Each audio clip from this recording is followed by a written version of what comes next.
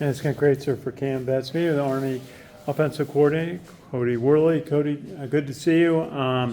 What were your impressions after Friday night? The offense was productive, but I know you would have liked to have gotten another score in the third quarter. Yeah, really disappointed with the outcome. There's a lot of things that we need to build on, positive and negative, things that we need to learn from, but things that we do to control games. We're 2 of 4 in the red zone. We get the ball on the 5-yard line and we settle for a field goal. We jump off sides on 4th and 2. Should have never put ourselves in the 4th and 2. So that was really disappointing. Had a turnover in the red zone, unexcusable, things that we can control. And all those things we can control. A lot of it, I tip my hat to Tarleton State. They had a great defense, had a great plan. They made it very difficult at times for us to do some things. But, the 3 turnovers, not controlling the ball in the red zone, those are things that we hang our hat on here and the things that we need to do to be successful offensively. Our third down conversion percentage is nowhere where it needed to be. We put ourselves in a lot of long third downs and we made plays. I mean, that was some of the positives. We had 16 explosive plays, which is probably the highest that we've had in a game since I've been here, to be honest with you. But, we put ourselves in unmanageable third downs and found a way at times, but that's not going to win football games. So just the things on the play and that we can control, I think we've got to do a much better job. And preparation this week for sure, but disappointed with the outcome, but really pleased with some things, not pleased with a lot of things. So we got a lot of work to do. And second start career for Dwayne Coleman at quarterback. Ran for 100 yards, threw for 429. I know we'd like to get that one throw in the third quarter back that down the field that was intercepted. Overall performance, you look at the quarterback position and whether he had 100 yards rushing and 129 yards passing, we can't turn the football over. So that's ultimately what he's judged on and what we are judged on.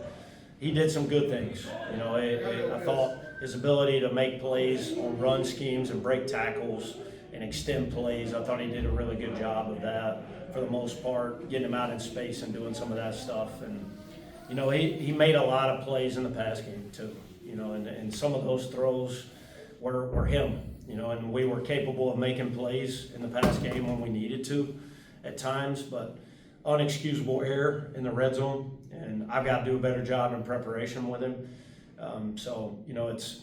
There were some good things. I was pleased overall with some things, but we're judged on the ultimate performance. So got a lot of things that we still need to clean up and work on, good and bad, but I thought he was gritty. I thought he was tough. Unfortunate he wasn't able to finish the game, but it was a gritty performance and pleased with that.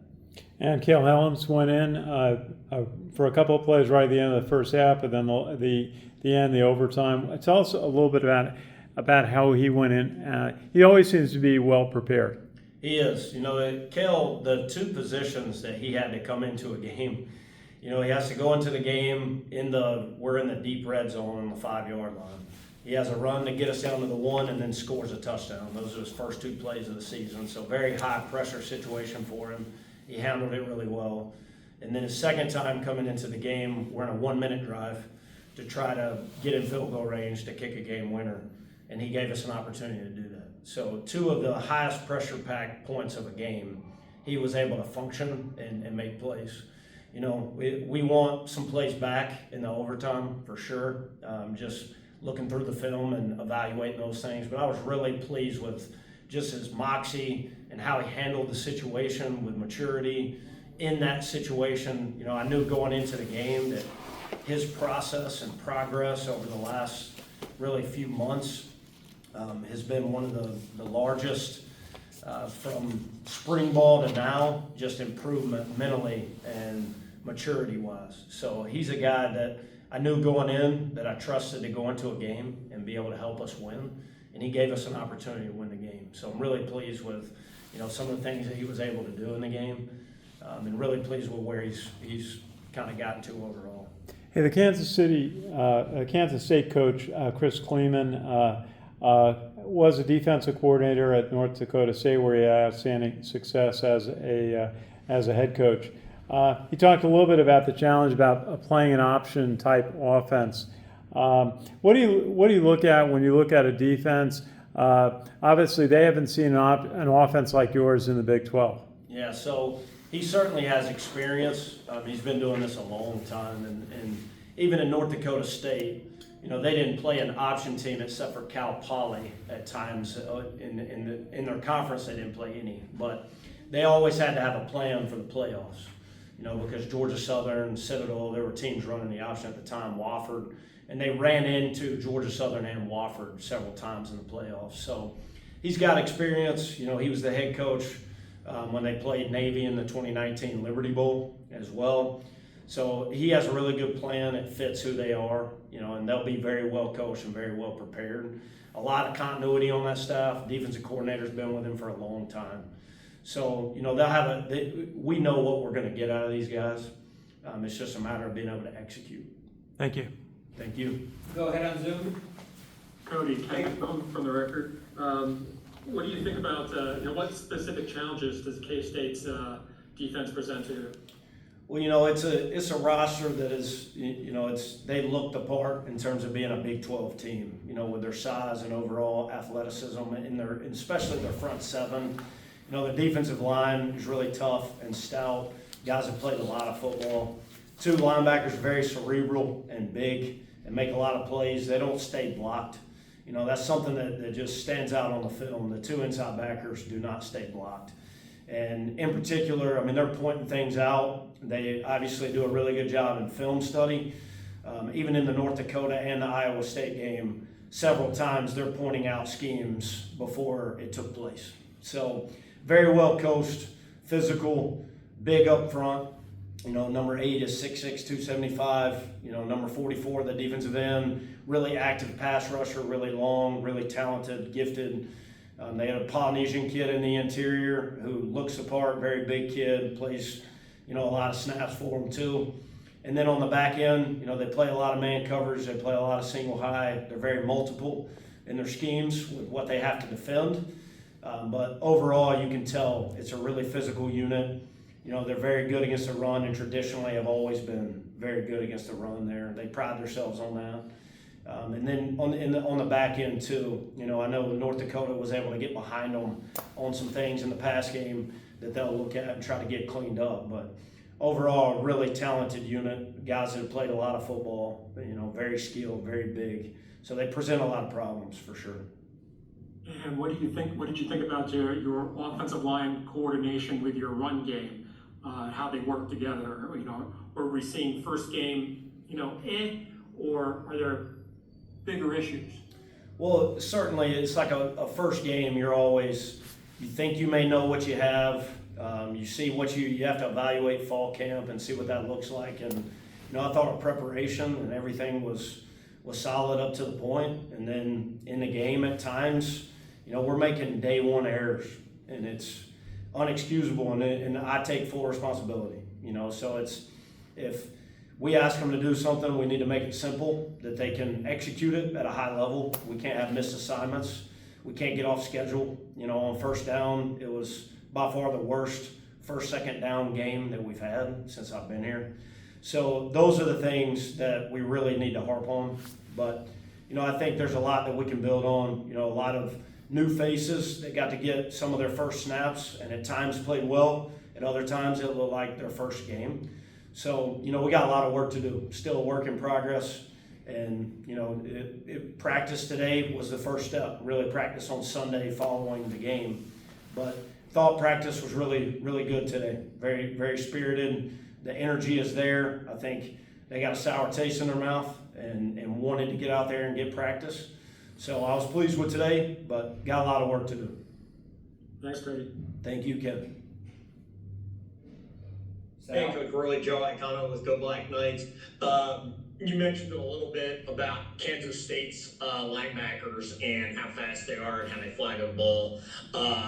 one of the things I noticed when I was watching the game again from Friday night is how Tarleton's linebackers and safeties were just screaming down the alley to the ball and made a lot of big plays. Anything you can do to scheme to kind of, keep Kansas State's backers and safeties from flying to the ball, or is it just a matter of missed assignments on the offensive line and with the slot backs? Yeah. Kind of, where are we thinking there in terms of being able to slow down Kansas State's linebackers a little bit? Certainly coupled, we've got to keep them off balance and tried to do that as well. It's try to hit them on outside game. I thought we threw the ball well at times. The things within the confines of the system are the things that we need to do to keep them off balance. And you look at the plan, you evaluate it, and those are the things you can't get stagnant. You can't get stale against these guys on any down or distance.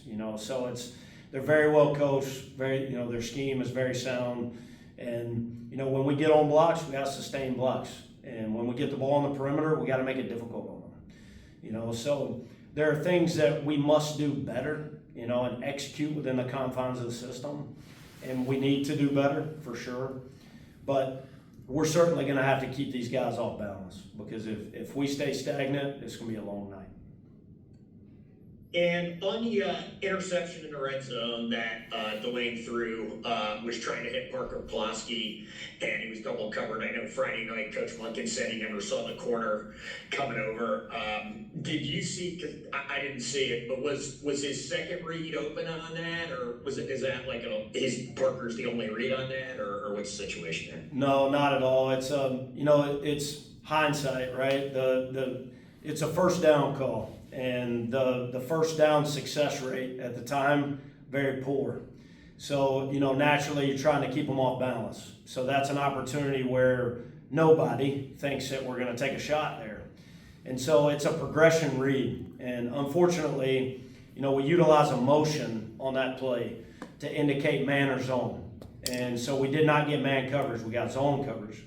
And so really Parker is, we call it sneak a peek, high-low weak. So the sneak a peek means it's Santa Claus. It's my wife could throw it to him. So, and in that instance, panicked, thought we had great protection on that play. We had ran that play a lot, and, he had made that play over and over and over. So I trusted him in that situation, and I'll continue to trust him. The mistake was made. We learned from it, and that's what we do. Parker was not the primary target, unfortunately. Brady Mott was wide open on the drag, so hindsight kills us, but to have that happen in that situation, it's unexcusable for us, and it can't happen. And I take responsibility. I coach the quarterbacks, and I call the plays, and it's my responsibility to put them in positions to be successful, and unfortunately that play didn't work out. And the other thing I think that stood out to me Friday night, you've already mentioned it twice, was the lack of production on first down. There was a lot of second and longs, second and 9 or longer in a lot of cases, which I know puts Army's offense in a tough spot. The good news, I think, like you mentioned, was you guys were able to make up a lot of those third and longs. Was the lack of production on first down primarily misassignments, not sustaining blocks long enough? What do you think was causing the problems with kind of the bread and butter option plays that you guys run, on first down that weren't succeeding? A little bit of both. It's like we don't, one time we execute it and we don't sustain a block. The next time we have a missed assignment. The next time we can't get lined up. It was coupled errors that really set us off track. When we executed and we sustained blocks, we were positive. And that's what our guys need to understand. It's just because something happened a play before doesn't mean that that's going to be replicated in any way. Every play is uniquely different, and they may line up the same way every time. Within the scheme, a player can play a different technique every time. We've got to trust our fundamentals. If you get beat on a play, the answer is not to reinvent something. It's to do your job and do it better. So I think at times, the lack of success, guys started to panic within their core fundamentals and kind of abandon what they've been coached. And I think learning from those mistakes is critical moving forward. And okay, you get beat, it's football, But how do I fix that problem? Let's trust my core fundamentals and see if I can execute them better on this given snap. So one snap in, one snap out basis, but it was one thing after the other. It wasn't one thing in particular. It was just unfortunate the way it went. And last question for you, Coach Worley. After a loss like last Friday night, fans and especially media personnel like us have a tendency to overreact to things. At the end of the day, it's one loss, and as a coach, how do you keep your young players, 18 to 22-year-old young men, focused on the fact that hey, it's one loss, we still have all our goals out in front of us. Let's, as you mentioned, let's correct the mistakes we made and just get ready for Kansas State the rest of the season. Yeah, I think facing adversity and how you respond is really critical, especially critical in our program. The season that we had, and I don't like to talk about it, but the season that we had last year, those kids had just gone through 2 6-6 football seasons. Those were weathered guys that have gone through a lot of adversity, and gone through ups and downs and really, really bad games and really bad plays and bad situations. And they had been hardened by that situation. So hopefully we utilize this as an opportunity to learn. We've put the game behind us. It still stings, and I hope it stings. I know those guys, we have the 24-hour rule, but how they approach practice, how they approach every rep, how they approach their preparation in the meeting room, that sting and that disappointment needs to fuel that. I know it's fueling us, so I think they'll use it as a growth opportunity and how they respond. That's hopeful of how they've responded in the last couple of days. The energy is there, the enthusiasm is there. Nobody's hanging their head. We're going back to work. It's a work day, and today was indicative of that. So I was pleased with how they've responded, and I hope that is showcased in our play on Saturday. Thanks, Cody. Appreciate it. Thank Have a good you. rest of your week. Yes, sir. Good to see you. Thanks, everyone. You too. All right, guys. Thanks, sir.